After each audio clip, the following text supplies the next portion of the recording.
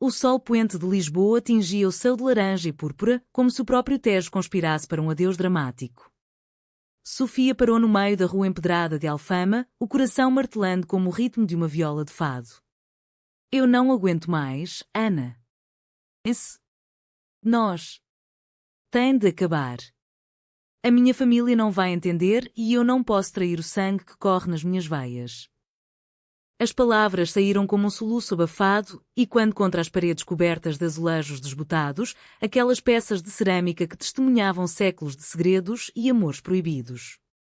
Ana, com o casaco de alfaiataria ainda impecável apesar do dia exaustivo na sede da empresa encheado, congelou. Seus olhos castanhos, sempre tão calculistas nos salões de reuniões, agora se enchiam de uma dor crua, como se o mundo corporativo que ela construíra com unhas e dentes desabasse num instante. Trair? É isso que chamas ao nosso amor? Há os anos que passamos a roubar momentos nestas ruelas, a dançar nas festas de São João, a partilhar o vinho de Alentejo sob as estrelas de Sintra? A voz de Ana tremia, mas não de fraqueza, era a fúria de quem via o seu império pessoal ruir. Sofia virou-se, as lágrimas traçando caminhos pelo rosto moreno, e desapareceu na curva da rua, deixando para trás o cheiro de jasmim e o eco de um adeus que Ana jurou ser o fim. Mas em Lisboa, terra de fado e de reviravoltas, os fins raramente são o que parecem. Ana acordou no dia seguinte com o peso de uma ressaca emocional, o tipo que nenhum café forte de pastelaria podia curar. A sua penthouse em baixo Chiado, com vistas panorâmicas para o castelo de São Jorge, parecia agora uma prisão de vidro e aço, um lembrete cruel da solidão que o sucesso trouxera. Aos 35 anos, CEO da Nova Luz Investimentos, uma firma que revolucionara o setor de energias renováveis em Portugal, Ana construir uma vida de precisão, reuniões às 7 da manhã, negociações com investidores europeus ao meio-dia e noites solitárias a rever relatórios sob a luz fria do ecrã. Mas Sofia. A Sofia era o caos poético que infiltrara essa ordem. Uma pintora de 32 anos, descendente de uma linhagem de azulejeiros de Coimbra, cujas telas capturavam a alma melancólica do fado e a rebeldia das ondas do Atlântico. Elas encontraram-se há 3 anos numa exposição em Belém, onde o mosteiro dos Jerónimos se erguia como um guardião de histórias antigas. Sofia, com um pincel na mão e tinta azul nos dedos, rira da formalidade de Ana, chamando-a a rainha das planilhas. Desde então, o amor delas florescera em segredo. Piqueniques no Parque Eduardo VII com queijos de serpa e poesias de Sofia de Melbreiner, passeios de elétrico pelo bairro Alto, mãos entrelaçadas só quando as sombras as protegiam, e noites de paixão sussurrada no quarto de Sofia em Alfama, onde o som das gaivotas se misturava aos gemidos suaves e às promessas de eternidade. Mas a família de Sofia era um muro intransponível. Vinda de uma aldeia no Douro, onde as vinhas se entrelaçavam como tradições imutáveis, os pais dela, o pai viúvo, um antigo lagareiro de mãos calejadas pelo vinho tinto e as tias devotas de Nossa Senhora de Fátima, sonhavam com um casamento católico, netos correndo pelos terraços de pedra e uma vida ancorada nas festas da vendimia e nas romarias de verão. Uma mulher com uma mulher? Isso é contra a natureza de Deus e da terra portuguesa, dissera o pai numa carta que Sofia lera em voz alta para Ana, as palavras cortando como facas de ourivesaria. Ana tentara ignorar, focando-se no seu mundo de fusões e aquisições, mas o ultimato chegara na véspera. A família exigia que Sofia se casasse com o filho do vizinho, um enólogo bem-sucedido de Vila Real, ou seria deserdada, não só do dinheiro, mas do laço sanguíneo que definia a identidade portuguesa, essa teia de família, terra e fé. Enquanto Ana se vestia para a reunião do conselho, um tailor cinzento que fazia parecer invencível, o telemóvel vibrou. Uma mensagem de Sofia: perdão. Não me contactes mais. É melhor assim. O coração de Ana apertou-se como as cordas de uma guitarra portuguesa. Ela atirou o telefone contra a parede, o ecrã rachando como o seu orgulho. Melhor para quem? Murmurou para vazio. Desceu as escadas do prédio antigo, o ar matinal carregado do aroma de broas quentes das padarias, e dirigiu-se à empresa a pé, deixando que o bulício de Lisboa engolisse. Nas ruas, casais passeavam de braço dado, indiferentes ao drama que se desenrolava nas sombras. Ana sentia-se uma estranha na sua própria cidade, a capital que amava por sua tolerância crescente, as marchas do orgulho que coloriam o Rossio, os bares LGBTQ mais escondidos no cais do Sodré, mas que ainda guardava bolsões de conservadorismo, como as beatas rezando o terço nas esquinas. Na sala de reuniões, com painéis de madeira entalhada evocando Manuelino, Ana apresentou um novo projeto, painéis solares inspirados nos azulejos tradicionais, uma fusão de inovação e herança. Os acionistas aplaudiram, mas os olhos dela vagueavam para a janela, onde o sol dançava no Tejo. Senhora CEO, a sua visão é inspiradora, disse o vice-presidente, um homem de bigode grisalho. Como no amor, equilíbrio entre tradição e progresso. As palavras picaram como sal numa ferida aberta. Ana sorriu friamente. Exato. Mas às vezes, a tradição esmaga o progresso. O dia arrastou-se em chamadas e e-mails, mas à noite, sozinha no seu apartamento, Ana cedeu. Abriu uma garrafa de Porto Tawny, o néctar escuro que lembrava as noites com Sofia, e ligou para a única confidente, Margarida, a sua assistente e amiga de longa data, uma lésbica assumida de 40 anos que dirigia um café que era em Bairro Alto. Conta-me tudo, disse Margarida ao telefone, o som de copos tilintando ao fundo. Ana desabafou, as lágrimas finalmente libertando-se. Ela acha que é um mal-entendido sobre compromisso. Que o nosso amor é uma ilusão que a família vai destruir. Margarida riu baixinho, um riso de quem conhecia as curvas da vida portuguesa. Em Portugal, família é como fado, bela, mas sufocante. Lembra-te da minha história, casei-me com a minha parceira numa cerimónia civil em 2010, contra tudo e todos. Hoje temos uma filha adotada e um jardim de ervas em Monsanto. Vai à luta, Ana. Não deixes que o medo dela te roube o futuro. Inspirada, Ana decidiu agir. No dia seguinte, cancelou uma viagem a Bruxelas e rumou a norte, para o Douro, onde a família de Sofia vivia.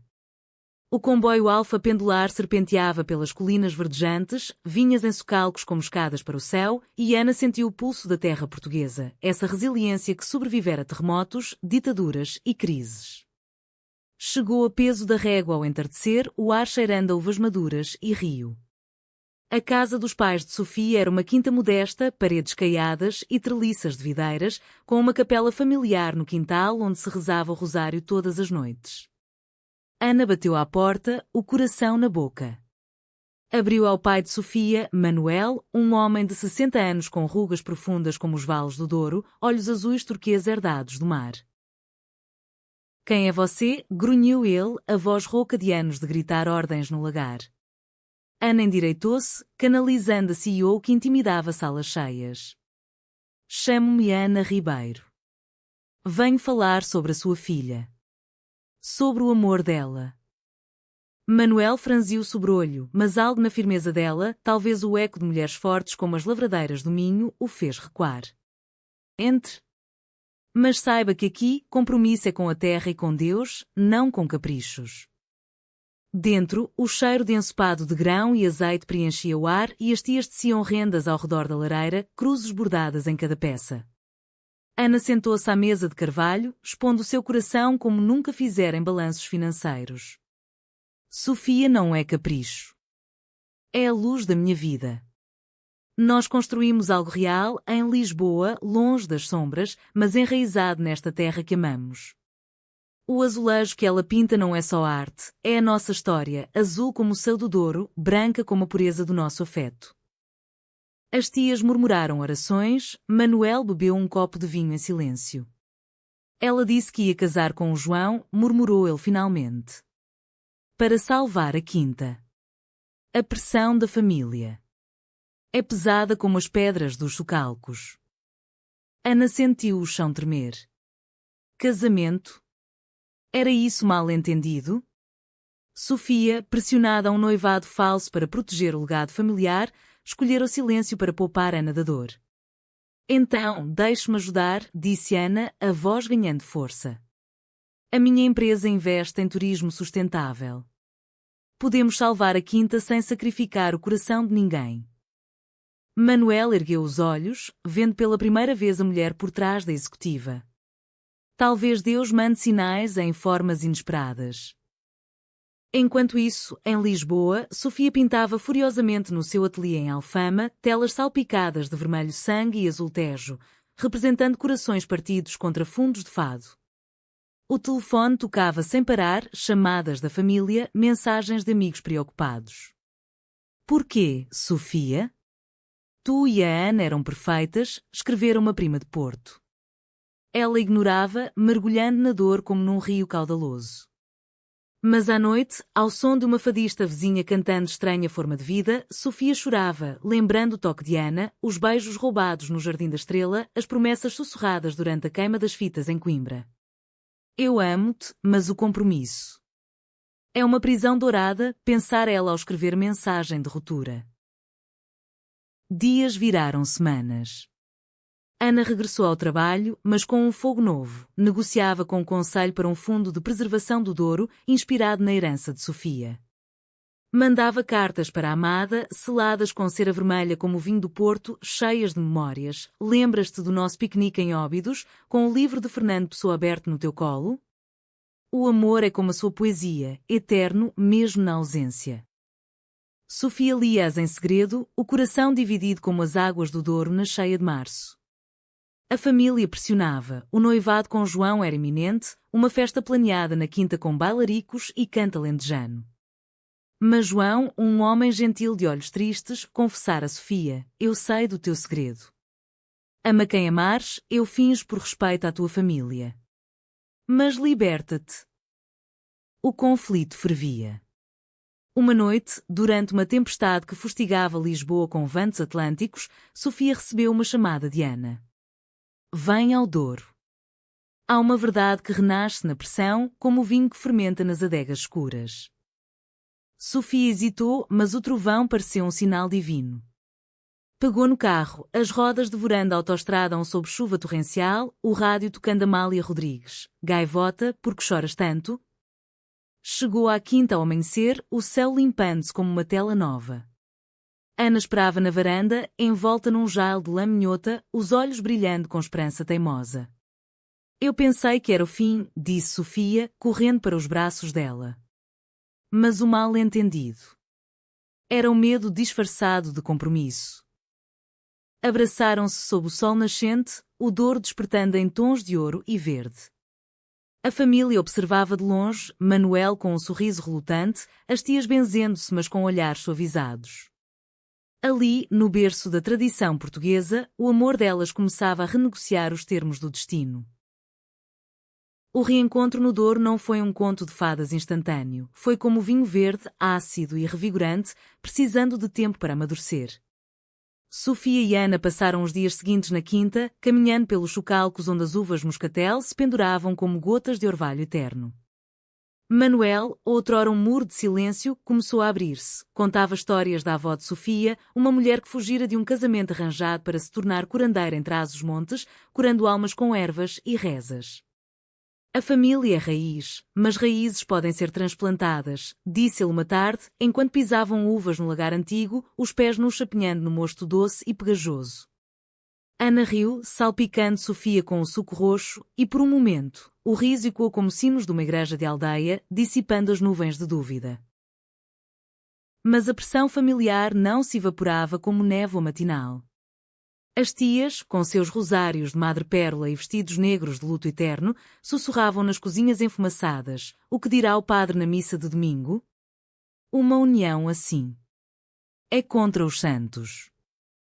Sofia sentia o peso como uma cruz de madeira, especialmente quando João apareceu para a festa do noivado, uma encenação que ele concordara em manter para acalmar as águas turbulentas.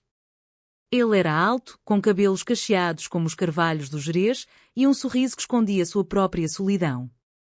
Eu sou o bode expiatório perfeito, brincou ele com Sofia num canto da sala, enquanto a família dançava ao som de concertina e tamborim. Mas tu e a Ana. Isso é amor de verdade. Lembra-me a minha mãe, que cantava fada em segredo por um marinheiro perdido no mar. Ana, vestida com um fato simples mas elegante, observava da varanda, o copo de vinho na mão tremendo ligeiramente. O ciúme era um intruso indesejado, mas ela o domava com a racionalidade da CEO, fatos, não fantasias. Ainda assim, quando viu Sofia rir de uma piada de João, algo se partiu dentro dela, não raiva, mas medo de que o mal-entendido renascesse, alimentado pelas tradições que as rodeavam. Vem dançar, chamou Sofia, estendendo a mão. Elas giraram no pátio de pedra, ignorando os olhares, os corpos movendo-se em sintonia como as marés de Cascais. O luar prateava os vinhedos, e por um instante, o mundo era só delas, duas mulheres desafiando o tempo, como as rainhas mouras que outrora governaram estas terras. De regresso a Lisboa, o idílio enfrentou a realidade urbana. Ana mergulhou no trabalho, fechando um acordo com a União Europeia para painéis solares em vilas do Alentejo, inspirados nos motivos florais dos azulejos de Évora. É uma ponte entre passado e futuro, declarara ela numa conferência em Belém, o vento do Tejo agitando as bandeiras portuguesas. Sofia, por sua vez, preparava uma exposição em Galeria Chiado, telas que fundiam retratos de Ana com paisagens do Douro, subtis declarações de amor em camadas de óleo e acrílico. É o nosso compromisso visualizado, disse ela a Ana numa noite chuvosa, enquanto bebiam chá de camomila no ateliê, o aroma misturando-se ao de terbentina. Contudo, o conflito borbulhava sob a superfície. Uma carta chegou à empresa de Ana, anônima, mas com o selo de uma paróquia do Douro. A sua influência corrompe a nossa filha. Afaste-se ou revele o escândalo. Ana amassou o papel, mas o veneno infiltrou-se. Era a família? Um primo ciumento? Em Portugal, onde o que dirão era lei não escrita, tais ameaças podiam derrubar reputações como um terremoto. Ela confidenciou a Margarida no café dela, o arco-íris, um oásis de arco-íris pintados nas paredes e clientes que contavam histórias de coming outs em famílias conservadoras. É a traição sutil, disse Margarida, servindo pastéis de nata quentes. Como o salazarismo que controlava pelo sussurro. Mas tu és mais forte. Confronta. Sofia, Meanwhile, lidava com a sua própria traição interna. Durante uma visita ao Porto para comprar materiais, encontrou uma ex-namorada, uma galerista chamada Inês, que a convidara para um vinho no Ribeira. Tu mereces mais que segredos, dissera Inês, os olhos verdes faiscando à luz dos lampiões. Vem para o meu mundo, exposições em Madrid, liberdade sem amarras familiares. Sofia recusara, mas as palavras semearam dúvida. Era Ana, com sua vida de jet-set corporativo, realmente o porto seguro? Ou era só outra ilusão de compromisso, mascarando a solidão de ambas? O CAO Trau irrompeu numa noite de outubro, durante a festa das colheitas no Douro. A família reunira-se para a vindima, cestos transbordando de uvas, cantos e quando pelas encostas. Ana voara de helicóptero, um toque de CEO extravagante, para juntar-se a elas. Mas ao chegar, encontrou caos. Manuel, embriagado pelo vinho novo, confrontava Sofia na adega escura. Tu vais casar com o João amanhã. Esta mulher é uma distração do diabo. Sofia, com o rosto pálido como cera de vela, gritava de volta. Pai, o amor não é distração. É a minha verdade. Ana interveio, a voz cortante. Senhor Manuel, o compromisso não é uma corrente. É uma escolha. E eu escolho Sofia, com ou sem a bênção da terra. A discussão escalou, tias chorando, primos murmurando. João, o improvável aliado, defendeu-as. Deixem-nas. O meu compromisso é com honestidade, não com mentiras. Num gesto de fúria, Manuel atirou um cacho de uvas contra a parede, o suco escorrendo como sangue. Sofia, ferida, fugiu para o rio, Ana correndo atrás. Sentaram-se na margem, o Douro murmurando segredos antigos, estrelas refletindo na água como diamantes. Sinto-me traída pela minha própria família, soluçou Sofia. E por ti, por vezes, pela ilusão de que podíamos mudar tudo. Ana pegou na mão dela, os dedos entrelaçando-se como videiras.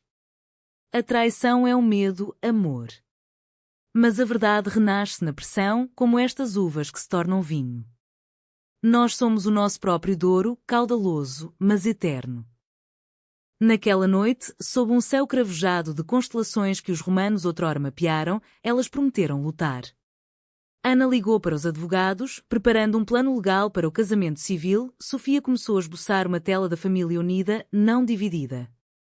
O amanhecer trouxe uma trégua frágil. Manuel, com ressaca e remorsos, ofereceu um ramo de oliveira, literalmente, um ramo da árvore centenária do quintal. Talvez o compromisso seja aprender a partilhar o pão, murmurou ele. De volta a Lisboa, o casal fortaleceu os laços.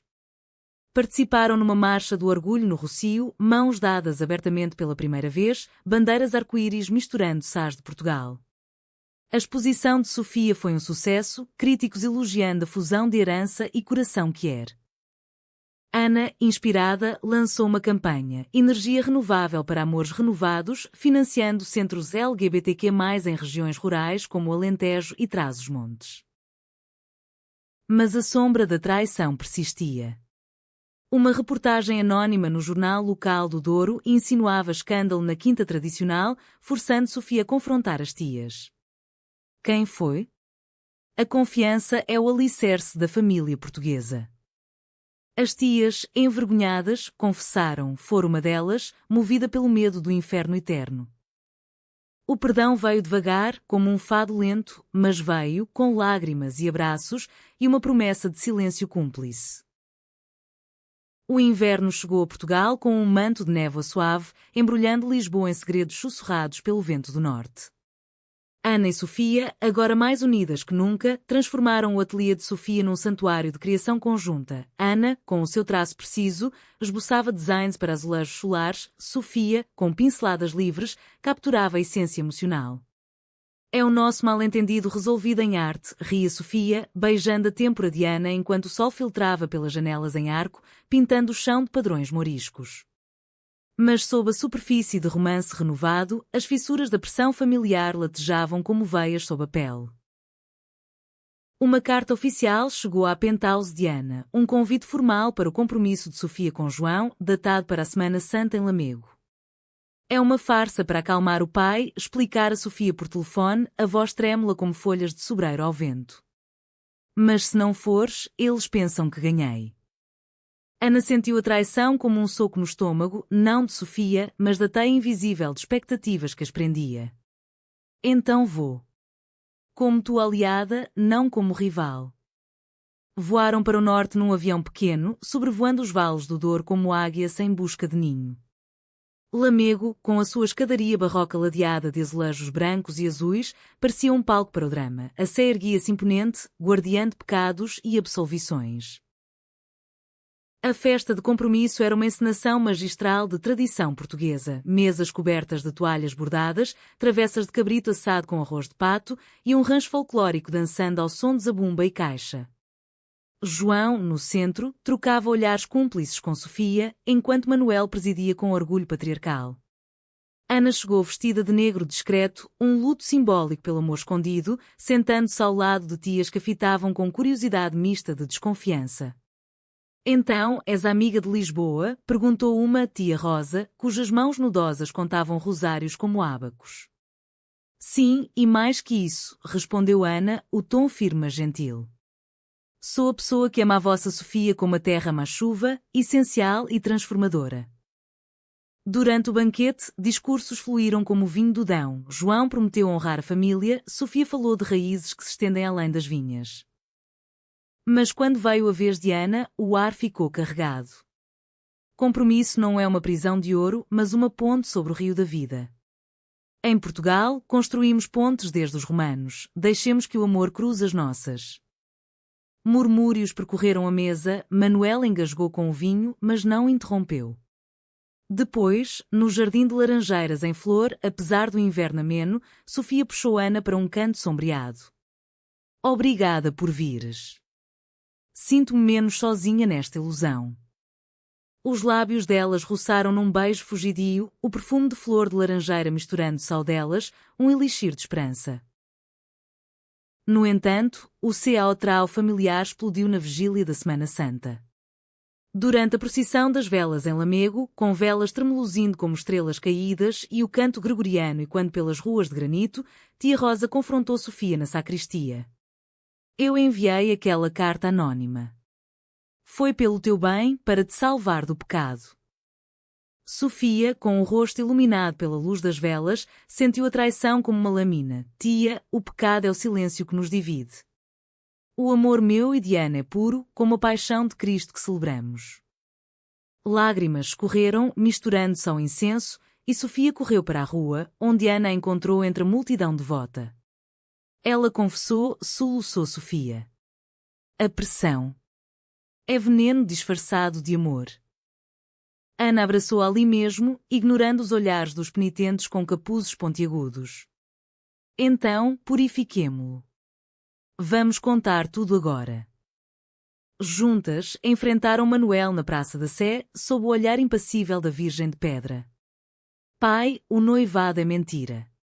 Eu amo Ana. E tu, que perdeste a mãe para o rio, deves saber que o amor verdadeiro não afoga, flutua. Manuel, com o rosto marcado pela procissão, caiu de joelhos, não em raiva, mas em rendição. Eu temi perder-te como perdi ela. Mas talvez o compromisso seja soltar, não prender. As tias, reunidas como um cor de fado, choraram em uníssono e, pela primeira vez, uma bênção hesitante foi murmurada: que Deus abençoe este caminho incerto. De regresso ao sul, o casal sentiu o renascimento. Em Lisboa, organizaram uma cerimónia íntima no Jardim Botânico de Ajuda, amigos de Margarida, primos progressistas do Porto e até João como padrinho honorário. Flores de jasmim e azulejos pintados à mão decoravam o altar improvisado e uma fadista cantou Amor em Tempo de Guerra, adaptada para o seu amor quer. Ana e Sofia trocaram votos sob um arco de buganvílias. Prometo-te o sol de Lisboa e as sombras do Douro, o compromisso que renasce na pressão.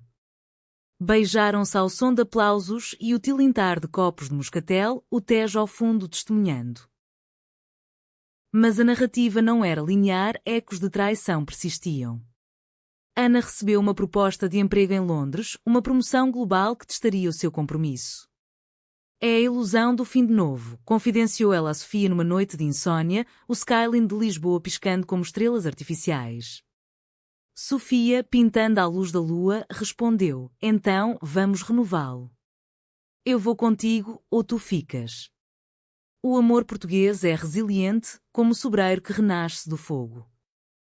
Decidiram ficar. Ana declinou a oferta, focando-se num projeto local de energias comunitárias em bairros como da Ajuda, empoderando mulheres como Sofia. A família, devagar, transformava-se. Manuel visitou Lisboa pela primeira vez em anos, maravilhado com o elétrico 28 e os pastéis de Belém. A tua Ana. Ela tem garra de lagareira, admitiu ele, partilhando uma garrafa de vinho velho com elas num terraço em Alfama. As tias enviavam pacotes de broas e rendas, agora com padrões de arco-íris subtis bordados. A traição, outrora uma ferida aberta, cicatrizava em lição. A pressão familiar, como o fado, podia ser dor, mas também catarse. A primavera irrompeu em Portugal com fúria florida, azulejos ganhando vida com o reflexo de jacarandás roxos em Lisboa. Ana e Sofia, agora noivos civis, navegavam em euforia pós-cerimónia com a graça de quem sobrevivera a uma tempestade.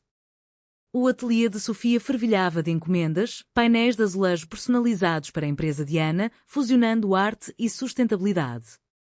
És a minha musa corporativa, brincava Ana, traçando o contorno do rosto de Sofia com um dedo, enquanto o sol da manhã banhava o quarto em tons de âmbar.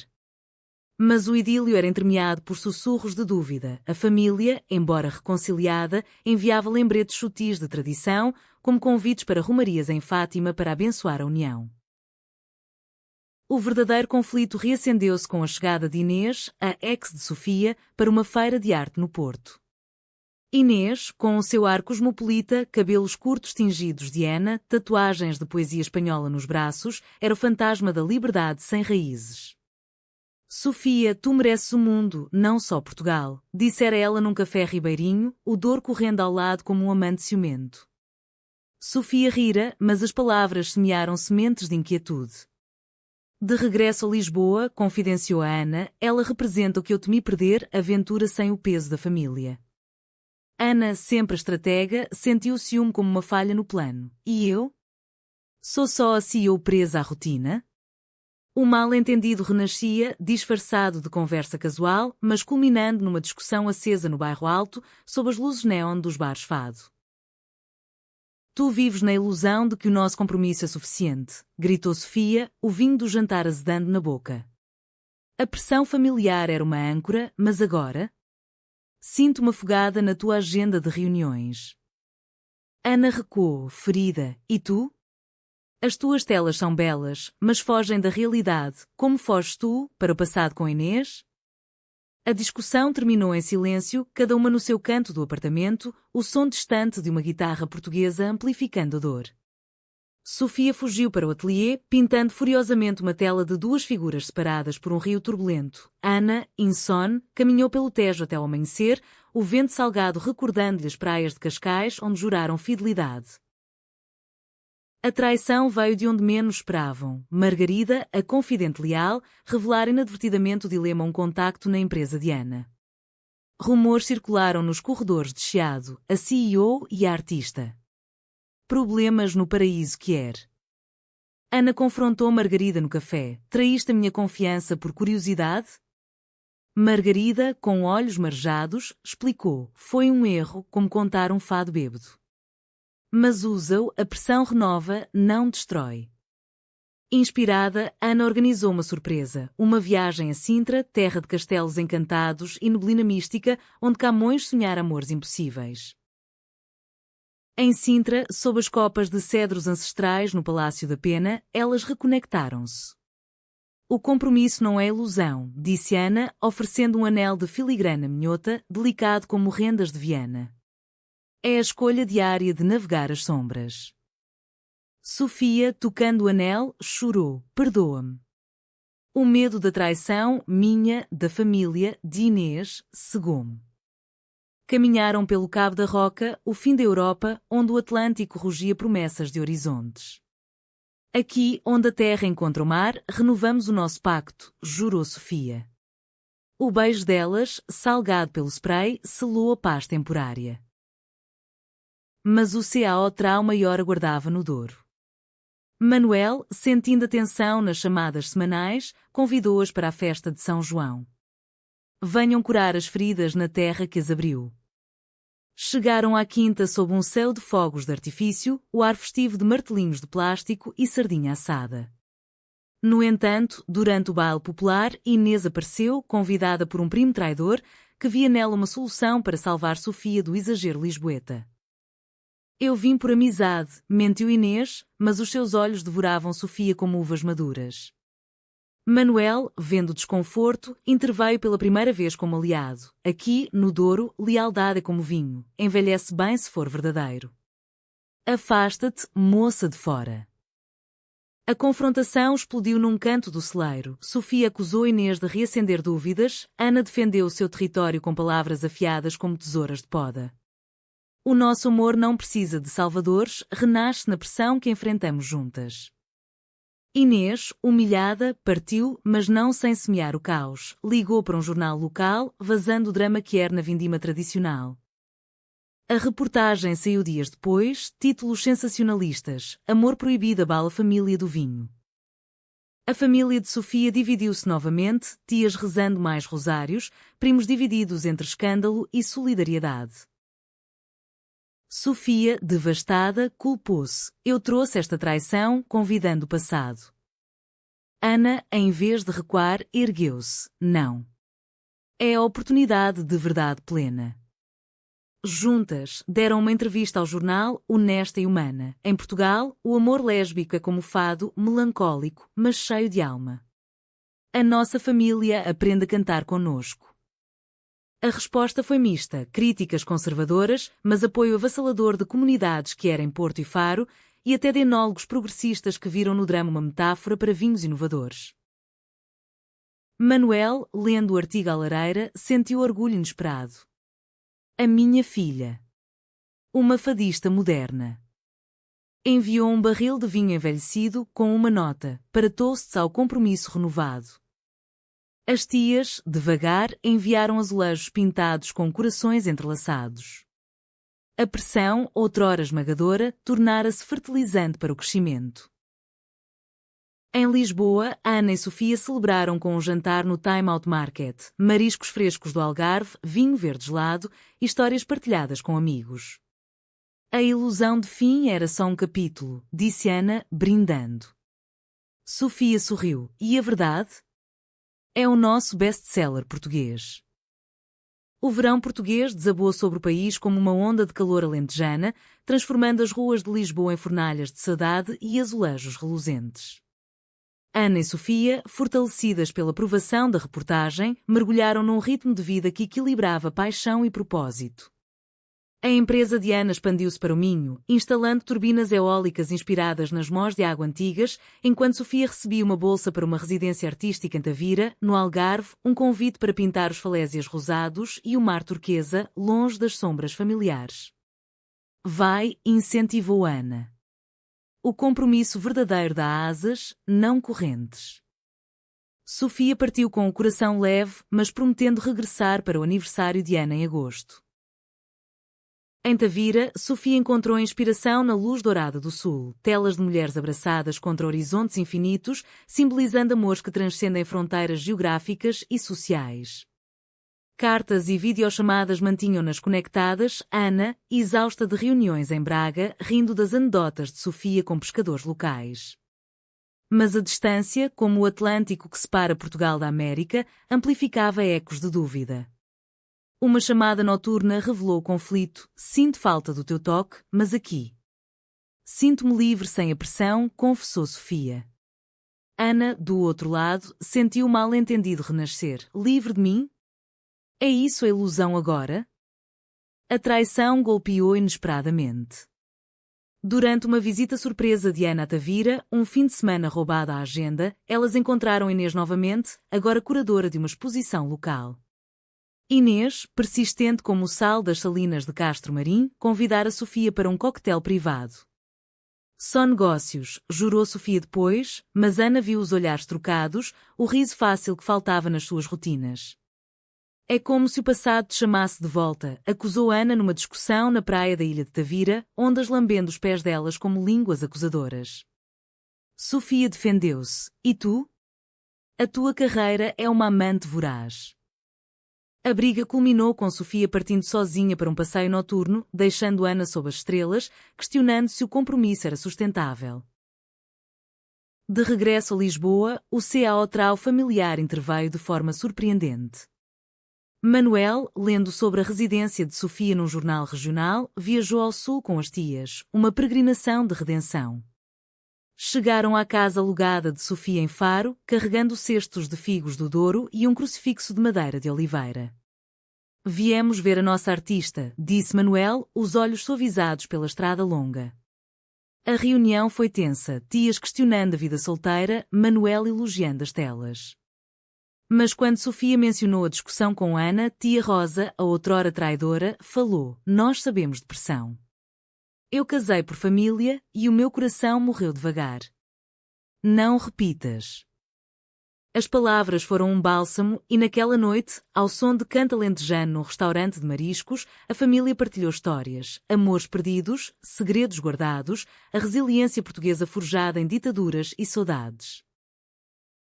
Inspirada, Sofia ligou para Ana: vem ao Algarve. A verdade renova-se no sul também. Ana chegou de comboio, o coração pesado mas esperançoso. Encontraram-se na ponte romana de Tavira, o rio Gilão refletindo luzes como um espelho de memórias. Perdoa a minha dúvida, disse Ana. O medo de te perder é maior que qualquer promoção. Sofia abraçou-a, e o meu? De ser engolida pela rotina. Mas juntas, somos o equilíbrio, norte e sul, terra e mar. Reconciliação veio num piquenique na Ria Formosa, ostras frescas, vinho de Carcavelos e votos renovados sob flamingos cor-de-rosa.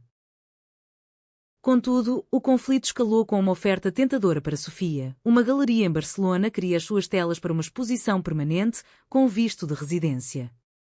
É o sonho, disse ela a Ana, olhos brilhando como o mar ao pôr do sol. Ana, CEO pragmática, viu o abismo. E nós? Longa distância como as rotas dos descobridores? A discussão foi profunda, no quarto de hotel em Lagos, com o som das ondas como banda sonora. O compromisso não é prisão, mas escolha, argumentou Sofia. Escolhe-me todos os dias, mesmo em Catalunha. Ana, lágrimas nos olhos, contrapôs a pressão da distância. Pode ser a traição final. O ponto de viragem veio de Manuel, que, durante uma visita conjunta ao Douro pós-viagem, confessou um segredo familiar. A tua avó, Sofia, amou uma mulher em segredo, uma tecelã de Viseu. Esconderam-no para salvar a quinta, mas o amor renasceu em cartas que enterrei no vinhedo. As palavras libertaram Sofia. Então, o nosso não é ilusão, é herança. Ana, tocada, propôs uma solução. Mude-me parcialmente para Barcelona por 6 meses, gerindo remotamente. Renovamos o compromisso com mobilidade. A família, agora aliada, apoiou, tias enviando pacotes de conservas, Manuel oferecendo vinho para a nova vindima delas. A traição de Inês, outrora veneno, tornou-se irrelevante, uma nota de rodapé num capítulo de crescimento. Em Lisboa, antes da partida, celebraram com uma festa no Cais do Sodré, fado quier, dança até ao amanhecer, amigos brindando à pressão que forja diamantes. Ana e Sofia, de mãos dadas, sentiram o amor como o Tejo, fluido, eterno. O outono tingiu Portugal de tons terrosos, folhas de castanheiro caindo como confetes melancólicos em Lisboa. Sofia instalou-se em Barcelona com o coração dividido, o encanto da Sagrada Família misturando-se à saudade do Tejo, enquanto Ana dividia tempo entre Chiado e a Catalunha, aviões tornando-se extensões das suas veias.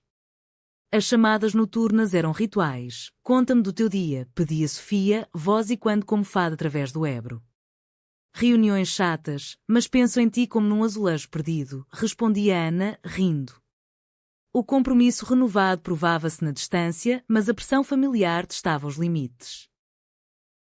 Uma crise irrompeu no Douro. A quinta de Manuel enfrentava falência com uma seca típica, vinhas murchando como esperanças não ditas. Preciso de ajuda, escreveu ele a Sofia, a carta tremendo na caligrafia. Sofia, em pânico, voou para casa, culpando-se, a minha ausência. É traição à raiz.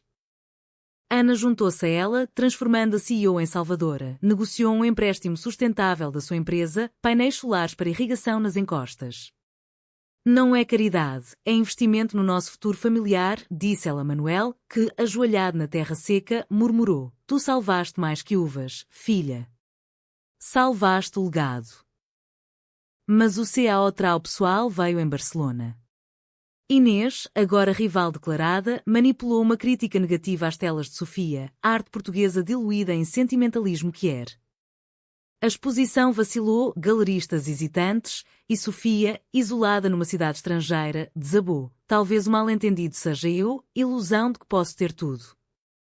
Ana, recebendo a chamada chorosa, largou tudo e voou para lá, encontrando Sofia no Parque Güell, entre mosaicos que ecoavam os azulejos de casa. A traição de Inês é inveja, não verdade, disse Ana, abraçando-a sob o olhar de Gaudi. O nosso amor renasce na pressão, como vinho após seca. Confrontaram Inês numa galeria chuvosa. Para de interferir, exigiu Sofia. O teu passado não dita o meu presente. Inês, quebrada, confessou, eu amava-te tanto que doía ver-te feliz sem mim. O perdão veio relutante, mas libertador, uma ponte para o fechamento. De regresso ao Douro para a colheita tardia, a família reuniu-se em triunfo. Chuvas milagrosas reviveram as vinhas e o vinho novo prometia ser melhor em anos. Manuel, no lagar, ergueu um brinde, ao compromisso que o Né não divide. Bem-vindas, filhas da terra. Tias dançaram com Sofia e Ana, rosários esquecidos, e João, o eterno amigo, tocou viola para um fado alegre. O fim, ou renascimento, culminou numa cerimónia civil em Lisboa, no cartório do civil com vistas para o castelo. Vestidas de branco com toques de azul azulejo, Ana e Sofia trocaram votos perante amigos e família. Na pressão da família, na ilusão de fins, escolho-te para sempre. Manuel chorou, tias abençoaram com água benta de Fátima, Margarida serviu Porto. O banquete no Terreiro do Paço foi uma fusão, fado e flamenco, pastéis de nata e churros, simbolizando pontes construídas. Anos depois, com uma filha adotada correndo pelos vinhedos, Sofia pintava a família unida, Ana gerindo um império verde. O mal-entendido fora lição, amor lésbico em Portugal, como nação, era resiliente, romântico, humano, enraizado na terra que nutrira séculos de histórias. E assim, sob o céu eterno do Tejo, elas viveram não um final feliz, mas um começo humanamente perfeito.